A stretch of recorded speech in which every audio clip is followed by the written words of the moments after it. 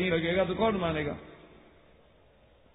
اس لیے ہمارا عقیدہ ہوتا ہے کہ ہم لاکھ شور مچائیں، ہم کروڑ نہیں، ساری دنیا کے 1 ارب 36 کروڑ مسلمان ایک وقت میں مانگنے لگ جائیں، وہ سن رہا اور دینے پہ قادر ہے، اور اس کو علم ہے کہ میرا بندہ کہاں ہے، کس حال میں ہے اور کیا مانگ رہا ہے۔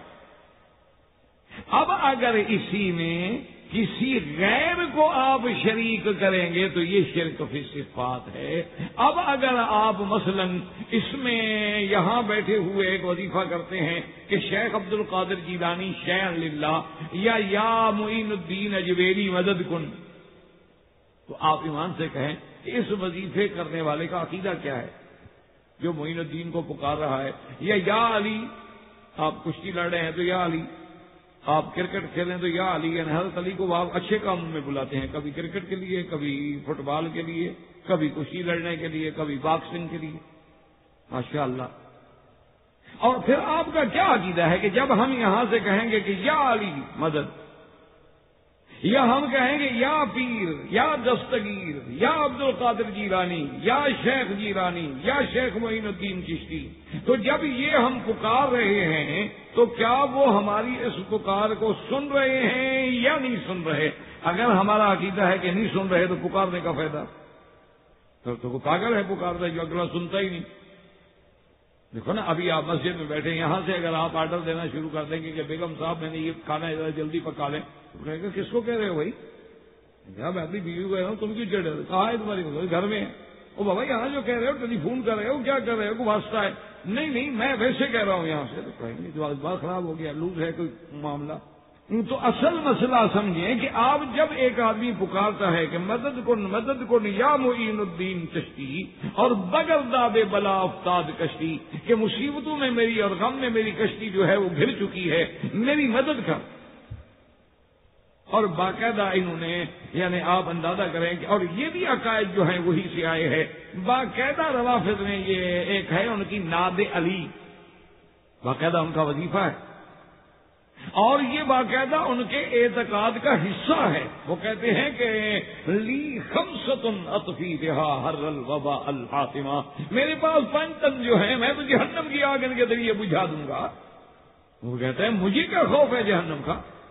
لی خمسۃ اطفی بہا حر الوبا الحاطمہ المصطفیٰ والمرتضی ابناہما والفاطمہ، کہ ایک حضرت مصطفیٰ سیدنا محمد مصطفیٰ، علی المرتضیٰ ان کے 2 بیٹے حسن حسین، تیسری بیٹی کو نہیں مانتے، اور 5واں سیدہ فاطمہ الزہرا رضی اللہ تعالی عنہا۔ اور یہی وہ عقیدہ ہے جو ہمارے مشرکوں نے بنا لیا کہ بغیر داب بلا افتاد کشتی، مدد کن یا معین الدین چشتی، اور اس کے بعد باقاعدہ کتابوں میں لکھا ہے کہ جب تمہیں کوئی مصیبت پیش آ جائے تو 2 رکعت نماز نفل پڑھنے کے بعد تم اپنا رخ جو ہے وہ بغداد کی طرف کر کے یا شیخ عبد القادر جیلانی شیخ للہ کا ایک تسبیح پڑھیں، اور اس کے بعد الٹے پاؤں 11 قدم جانے کے بعد پھر سیدھے ہو کے چلے جائیں، تمہاری مشکل جو ہے فوراً حل کر دیں گے، حضرت کی روح ادھر متوجہ ہو جائے گی اور تو یہ ساری مشکلات جو ہیں وہ حل ہو جائیں گی۔ باقاعدہ کتابوں میں، یہ نہیں کہ ایسے لوگوں کو کس سے کہانیاں ہیں، کتابوں میں لکھا ہے، اور لکھا ہے کہ تمام ہمارے جو اولیاء اللہ ہیں ان کو تصرف کرنے کا حق حاصل ہے۔ یعنی آپ حیران ہوں گے کہ بھی اس قدر تصرف کا حق حاصل، تو اس کو کہتے ہیں شرک فی صفت، کہ علم غیب تو اس کی صفت تھی، لیکن انہوں نے وہ کہ ہماری بات کو جانتا ہے۔ جیسے باقاعدہ انہوں نے اپنی کتاب میں لکھا ہے کہ ایک آدمی جا رہا تھا اپنے شیخ کی زیارت کے لیے، ان کے عرس شریف میں شرکت کرنے کے لیے جا رہا تھا، اور وہ اسی عرب علاقے کا پیر تھا، بزرگ تھا۔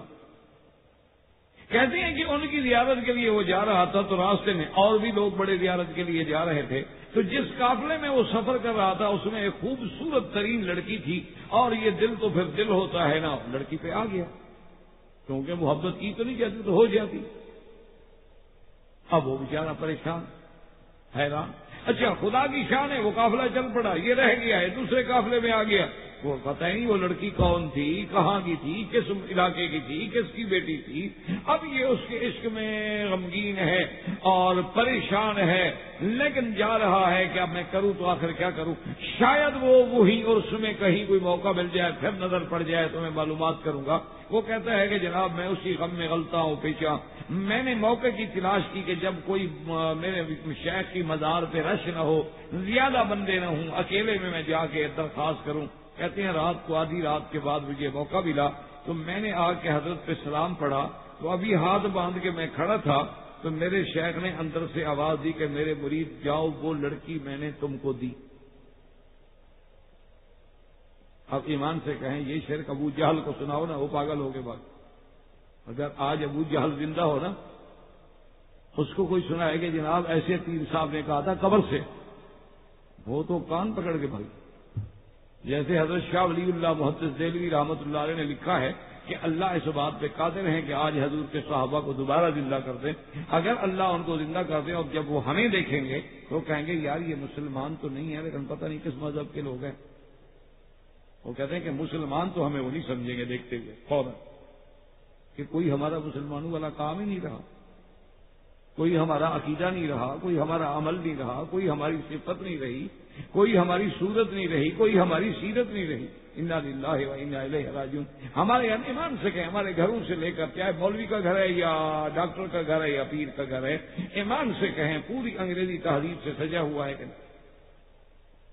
ایک ایک گھر میں دیکھ لیں، پردے دیکھ لیں، صوفے دیکھ لیں، ڈنر سیٹ دیکھ لیں، coffee set, tea set, table set, پتہ نہیں کیا کیا بلائیں، ٹی وی، ڈشز اور تصاویر اور جناب قالینیں اور یہ اور پھر اس کی تقسیم کہ جناب یہ بیڈ روم ہے، یہ ڈرائنگ روم ہے، یہ ڈائننگ روم ہے اور یہ فلان ہے، یہ فلان. بالکل لفظ بھی وہی، نام بھی وہی، لغت بھی وہی.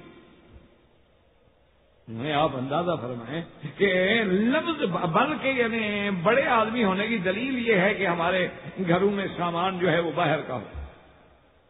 یہ بڑے ہونے کی دلیل ہے. یعنی اگر میں ایک ایئر کنڈیشن اپنے ملک کا بنا ہوا لگا لوں تو وہ کہیں گے پاگل آدمی یہ جناب کوئی چلتا ہے بس. وہ ہم خریدیں گے اچھا تب بنے گا نا.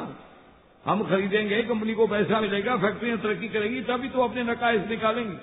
جب انہوں نے ایک دفعہ بنایا ہم نے خریدنا ہی چھوڑ دیا تو کیا کریں گے؟ تو اور نیچے جائیں گے. اور اگر ولایتی کوئی لگا ہو گیا نہیں کمال ہے جی مزہ آ گیا نا، دیکھو نا دیکھنے میں بھی شکل ہے نا معاشرے میں، یہ جناب چیز ہے، آواز ہی نہیں آتی، بڑا بالکل بڑا سکون ہے. تو جب یہ عالم ہو تو شاہ ولی اللہ رحمۃ اللہ علیہ کو غلط کہا نہ. ایمان سے ٹھنڈے دل سے سوچیں کہ شاہ ولی اللہ رحمۃ اللہ علیہ کے سامنے انہوں نے تو ایک تصور کیا نا، کوئی حقیقی مسئلہ نہیں بتایا. انہوں نے کہا یعنی اگر بفرض محال اللہ پیدا کر دے، اللہ تو قادر ہے نا، تو جب وہ ہمیں دیکھیں گے کہ ہمارے تو ہر آدمی کی شکل الگ ہے، صورت الگ ہے، لباس الگ ہے. آج کل تو ماشاءاللہ یعنی جتنی جماعتیں ہیں اتنی رنگ ہیں، کوئی سبز والا ہے، کوئی کالے والا ہے، کوئی بھورے والا ہے، کوئی نسواری والا ہے، کوئی بٹن والا ہے، کوئی تکمے والا ہے، کوئی جناب بڑبی ٹوپی والا ہے، کوئی گول ٹوپی والا ہے، کوئی چوڑ ٹوپی والا. انا للہ و انا، رونے کے سوا اور کیا ہو. تو اب جناب وہ لکھتے ہیں کہ مرشد نے مجھے یہ کہا کہ جاؤ غم نہ کرو، وہ لڑکی میں نے آپ کو دے دی. وہ کہتا ہے کہ میں حیران پریشان، ایک تو شرمندہ بھی بڑا کہ یار گئی تو چوری پکڑی گئی، پیر کو تو پتہ ہی لگ گیا کہ میں اس لڑکی پہ عاشق ہوں. اب دیکھو کتنا بڑا علم غیب ہے کہ پیر مزار میں ہے، اس کو عشق راستے میں ہو رہا ہے. یہ جو پیر کی مزار پہ ہے تو پیر نے وہ عشق بھی بتا دیا اور اچھا یہ جو علم ہو گیا، پھر پیر کا کمال دیکھو کہا کہ وہ لڑکی بھی تم کو دے دی. یعنی اب اس کو پیر کے علم پہ تو کوئی دھوکہ نہیں ہوا. وہ کہتا ہے پیر سے جانی جان ہے نا، پیر کو تو سب چیز کا پتا ہوتا ہے نا. لیکن وہ کہتا ہے ایک شک مجھے ضرور ہوا کہ پیر نے لڑکی مجھے کیسے دے دی. لڑکی تو کسی اور کی ہے، پیر صاحب کی تو نہیں ہے. اپنی تو چلو کوئی کسی کو دے نہیں کہا، میں دوسرے کی لڑکی کیسے دے دی. وہ کہتا ہے میں بڑا پریشان اس بات کو سوچ رہا تھا. وہ جاننے والی بات کو نہیں، وہ تو پیر جانتا ہے نا. اب جناب جب وہ کہتا ہے کہ بس میں پھر وہیں روتے روتے بیٹھ گیا تو تھوڑی دیر گزری کہ وہ لڑکی کا باپ آیا، اس نے بھی آ کے سائیں کو سلام کیا اور اس کے بعد کہا کہ حضرت میں آپ کے لنگر کے یہ لڑکی سپرد کرتا ہوں مرشد، جس کو چاہے دے دیں. تو کہتے ہیں اب عقدہ حل ہوا کہ پیر کو پتا تھا کہ لڑکی ابھی مجھے ملنے والی ہے، اس لیے اس نے مجھے دے دی. تو اس نے قبر کے پیر کو آگے لڑکی حوالے کر دی کہ جنابی آپ اس کو لطیفہ سمجھیں گے، یہ کتاب میں یہ ملفوظات شریف باقاعدہ مطبوعہ ہیں، کتاب میں چھپے ہوئے. اللہ تبارک و تعالی رحمت فرمائے. یعنی یہ باقاعدہ اتنا بڑا ظلم، اتنا بڑا شرک جو ہے باقاعدہ کتابوں میں لکھا ہوا ہے. وہ کہتے ہیں دیکھو جی اب جب اس نے لنگر کے حوالے کر دی تو مرشد نے جس کو چاہیں دے دے، تو مرشد نے اس میں کون سا ناجائز تصرف کیا ہے؟ تو یہ ہے وہ شرک فی الصفات کہ علم میں بھی شریک کیا، اختیارات میں بھی شریک کیا، اور دوسرے کی لڑکی کو جس کو چاہے پکڑ کے دے دینا. اعوذ باللہ. تو اس لیے اس کو کہتے ہیں شرک فی الصفات. اب اللہ کی صفات کتنی ہے؟ صفت علم ہے، صفت سمع ہے. اچھا اسی کو بڑی آسانی کے ساتھ سمجھتے جائیں. مثلا اللہ نے ایک گھر بنایا ہے، کعبۃ اللہ ہے. اللہ نے فرمایا میرا گھر، فرمایا فَلْيَطَّوَّفُوا بِالْبَيْتِ الْعَتِيقِ. مسلمانوں میرے گھر کا طواف، سب سے قریب گھر، سب سے پرانا گھر، سب سے عزت والا گھر، سب سے پہلا گھر.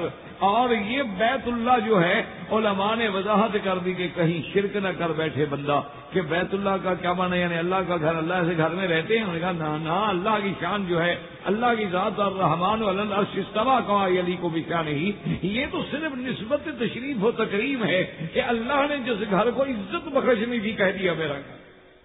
ورنہ تو ساری زمین اللہ کی، سارا ملک اللہ کا ہے، سارا ملک اللہ کا. لیکن یہ نسبت تشریف و تقریب و تعظیم ہے. تو اب اس کے طواف کا ہمیں اللہ نے حکم دیا. تو اب یوں سمجھ لیں کہ اگر ہم قبر کا طواف کریں گے تو یہ صرف طواف میں ہو گیا کہ طواف کرنے کا حکم اللہ نے دیا ہمیں اس گھر کا. لیکن اگر ہم نے اب کسی بازار کا یا ہم نے کسی قبر کا طواف کیا تو گویا ہم نے پھر طواف میں شرک. اس لیے اس کو کہتے ہیں ایک شرک فی الذات اور ایک شرک کیا ہے، شرک فی الصفات. کہ وہ صفات جیسے صفت علم ہے، لیکن یاد رکھیں علم کامل، ہمیشہ دماغ میں یاد رکھنا. ورنہ علم تو اللہ نے سب کو دیا ہے، علم تو اللہ نے انسانوں کو دیا، علم تو اللہ نے جنات کو دیا ہے، علم تو اللہ نے پرندوں کو بھی دیا ہے، علم تو اللہ نے حیوانات کو بھی دیا ہے، علم اللہ تبارک و تعالیٰ نے تمام مخلوق کو دیا ہے، حشرات کو بھی علم دیا ہے. آپ نے دیکھا نہیں ہے کہ بعض چیزیں جو ہے جب گرمی ہو تو نکل آتی ہیں، بعض سردی ہو تو نکل آتی ہیں، بعض چیزیں صبح ہو تو چہچہانا شروع کرتی ہیں، رات ہو تو چپ ہونا شروع کر دیتی ہیں. یہ علم تو، لیکن علم کامل کسی کا نہیں ہے. اس لیے حضرت خضر نے علیہ الصلوۃ والسلام نے جب دیکھا کہ سیدنا موسیٰ علیہ السلام بھی کشتی پہ ہیں اور ایک چڑیا نے آ کے چونچ بھری دریا سے، تو حضرت خضر نے پوچھا کہ موسیٰ هل نقص من ماء البحر شيء، یہ سمندر کے پانی سے اس کے چڑیا کے چونچ بھرنے سے کوئی چیز کمی ہو گئی ہے؟ تو موسیٰ علیہ السلام ہنس پڑے، نے کہا یار ایک چڑیا ایک چونچ میں کتنی پانی، 2 قطرے لے گئی ہوگی، اس سے سمندر کو کیا فرق پڑتا ہے؟ تو حضرت خضر نے کہا کہ موسیٰ علمی و علمک و علم الخلائق کلھا، میرا علم، تیرا علم اور اللہ کی ساری مخلوق کا علم، اللہ کے علم میں اتنی بھی کمی نہیں کر سکتا. کہ اللہ کا علم اتنا وسیع، اللہ کا علم اتنا کامل، اللہ کا علم اتنا تام ہے اور عالم الغیب والشہادہ ہے. تو یہ اللہ کی صفت خاصہ ہے. اس میں اگر کسی کو شریک کرے تو وہ بھی شرک کہلائے گا. اس کو کہتے ہیں شرک فی الصفات. اللہ آپ کو بھی اور مجھے بھی شرک سے محفوظ رکھے اور تمام مسلمانوں کو صحیح عقیدہ نصیب فرمائے. یا ربنا تقبل منا انک انت السمیع العلیم.